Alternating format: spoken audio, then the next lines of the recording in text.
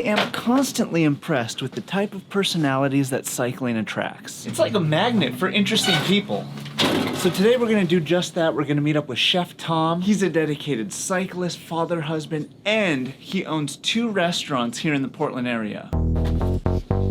Gato Gato and Oma's. So today we're gonna meet up with Tom, we're gonna see his very full life, and hopefully get an idea of what makes him tick. He asked me to bring the cargo bike, so I'm bringing the cargo bike. Hey, let me tell you about this cargo bike. It's a custom-built steel cargo bike by Blinky, a frame builder out of Pennsylvania. Built for reload in the early 2000s. It's got a triple in the front, bar end shifters, and a small cluster in the back. I once moved a couch on this thing. Oh, and the move for the cargo in the front, I learned this from Roland Burns. It's a salvage bread crate with bike tube tie downs. It's zip tied to the frame. Never had an issue with it.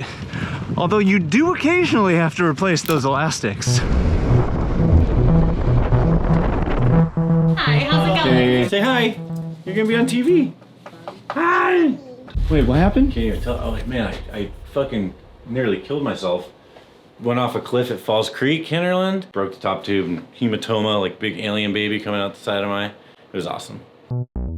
I was cooking food and drinking a lot, and I was out of shape, and I heard about this ride called Chef Cycle. It's 300 miles in 3 days, which like 6 years ago, you could have told me we were gonna ride bikes to the moon. It was like that distance in my head was like, yes, that's exactly what I need.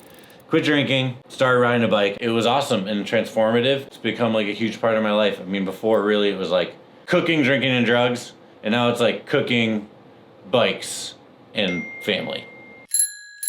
Why cooking? Dad was a psychologist, my mom was a lawyer, and then a justice on like the Supreme Court of Massachusetts. I know, crazy, right? Yeah, I thought I'd be a fucking lawyer. I loved the gratification of cooking. I loved the hands-on aspect of it. One foot in school and was doing that really badly, and like the other foot in cooking, and like I was doing that pretty badly, and I like needed to commit to something. I dropped out of college, started cooking full time, and then it was just sort of heads down cooking like 6-7 days a week for 8 years until you sort of catch a break. Talking more to my grandmother and realizing like I have this rich like food history in my family, cooking through the lens of like understanding my cultural connection to Indonesia and China.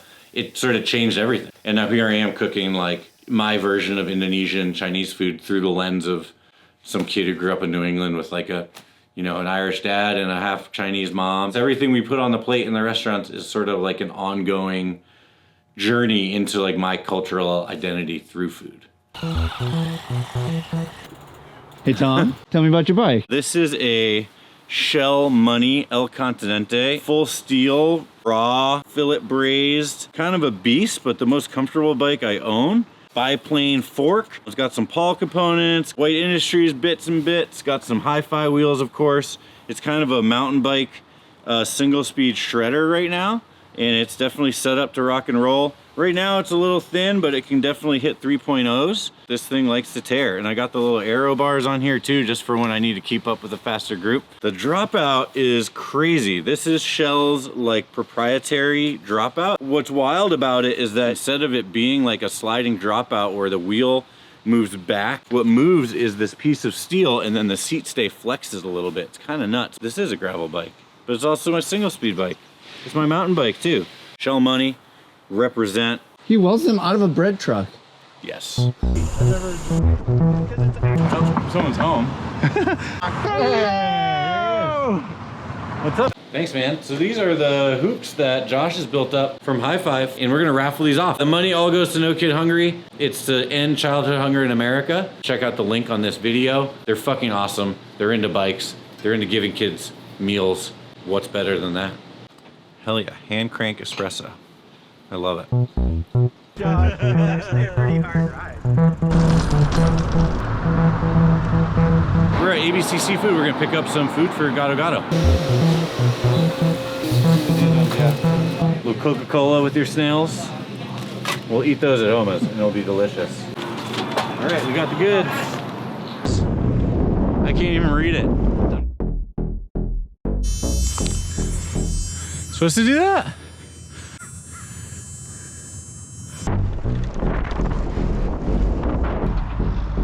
Shit, look at this fucking dozen donuts. You do not crazy. fuck around. Well, I didn't know it was gonna be that big. Hello. Cookie dough? Yeah, it's a cookie What's dough. this one? Chef Mango, Chef Bedrin. This is your fish for Sunday. Try that. Striper.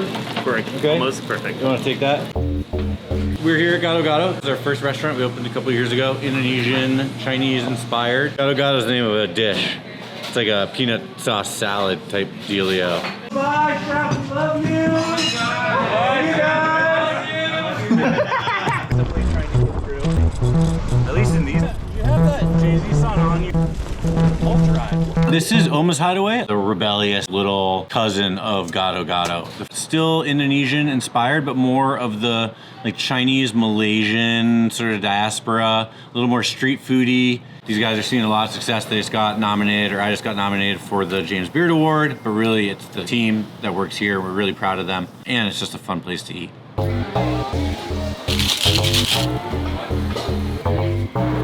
What's up, D? Claire.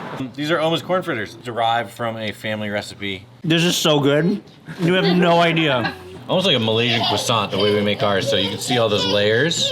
Really meticulous, long process to make this bread. We've become known for it, and I've been working on this recipe for like 3 years. These are those flour sandals that we bought at ABC. Lime leaf, chilies, lemongrass, coconut milk, sambal terasi, and that can of Coca-Cola. And then out comes that bad bizzle right there.